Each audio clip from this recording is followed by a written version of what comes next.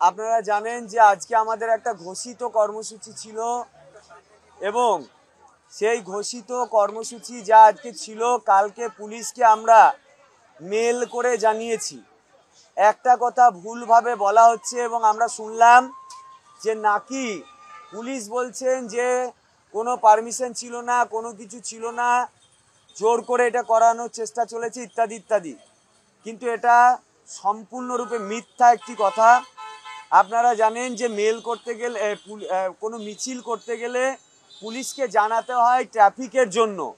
আমরা প্রোটোকল মেনেই একটা মেল করে জানিয়েছিলাম জয়েন্ট সিপি হেডকোয়ার্টারকে কাল, কিন্তু আমরা দেখলাম যে আজকে পুলিশের তরফ থেকে ভুল তো বলাই হলো, মিথ্যা বলা হলো, উপরন্তু আমাদের যারা শিক্ষক শিক্ষিকা ছিলেন তাদেরকে খুঁজে খুঁজে জোর করে বের করা হচ্ছিল বিভিন্ন জায়গা থেকে।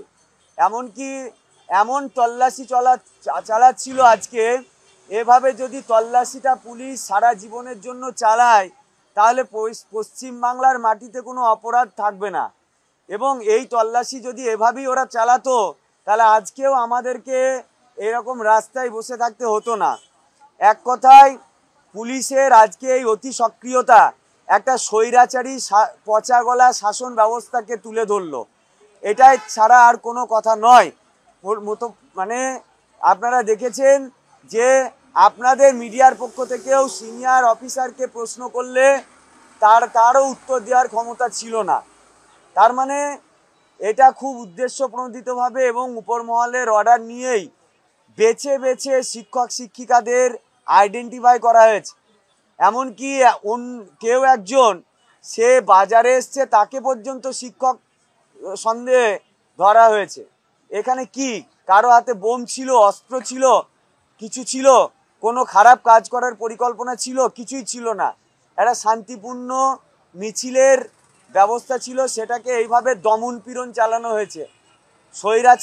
স্বৈরাচারিতার যে ভয়ঙ্কর একটা রূপ সেটা আমরা দেখলাম আজকে, এক নম্বর।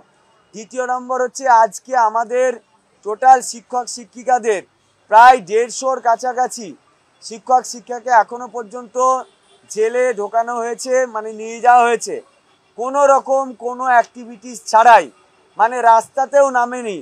তাই তারা কেউ শপিং মল থেকেও কাউকে জোর করে ধরে নিয়ে যাওয়া হয়েছে। তার মানে প্রথমে কি হয়, কেউ চুরি করে তারপরে তাকে অ্যারেস্ট করা হয়, কারোর উপর সন্দেহ থাকে খারাপ কাজ করার তবে অ্যারেস্ট করা হয়। এক তো প্রথম যারা মানে সম্পূর্ণরূপে নির্দোষ নিরপরাধ, বিচার বিভাগ থেকেও এবং সরকারের দ্বারাও তারা প্রতারিত হলো। এবং আজকেও আমরা দেখলাম নিরপরাধ হওয়ার পরেও তাদেরকে জোর করে অ্যারেস্ট করা হলো, নিয়ে যাওয়া হলো। তো এটার প্রতিবাদে আমরা আগামী পরশুদিন গোটা মানে রাজ্য জুড়ে, রাজ্যের মেন শহর জুড়ে আমরা নাগরিক সমাজকে নিয়ে ধিক্কার দিবস মিছিল পালন করব। এটা আমাদের ঘোষিত কর্মসূচি আজকে থেকে আমরা দিলাম এটার প্রতিবাদে।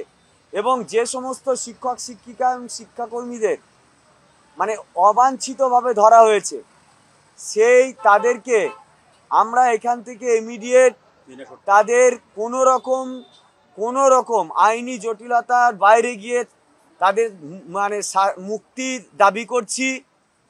যদি এটা না হয় তাহলেও আমরা সেই রকম ব্যবস্থা নেব, আরও তীব্রতর আন্দোলনের দিকে যাব। কারণ সম্পূর্ণ নির্দোষ অবস্থায় বেছে বেছে জোর করে তাদেরকে তোলা হয়েছে।